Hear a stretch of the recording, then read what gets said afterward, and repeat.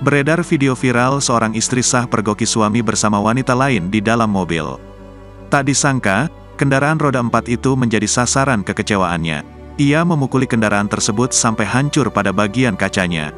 Peristiwa ini terekam kamera dan viral di media sosial.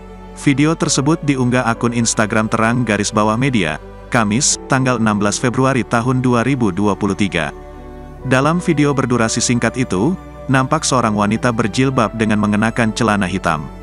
Ia memegang sebuah kayu yang diangkat untuk memukuli mobil pribadi berwarna putih. Mulai dari kaca spion, kaca lampu mobil, kaca depan, semua dipukuli hingga retak dan hancur.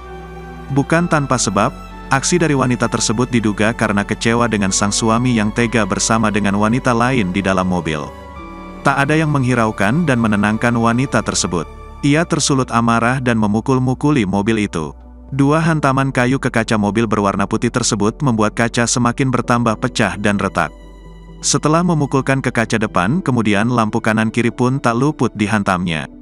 Mergokin suami bersama wanita lain di dalam mobil, begini ungkapan rasa kecewa seorang istri, tulis keterangan unggahan dalam video viral.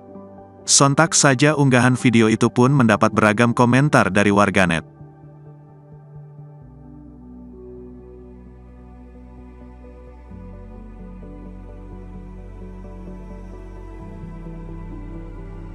Terima kasih sudah nonton, jangan lupa like, subscribe, dan share ya!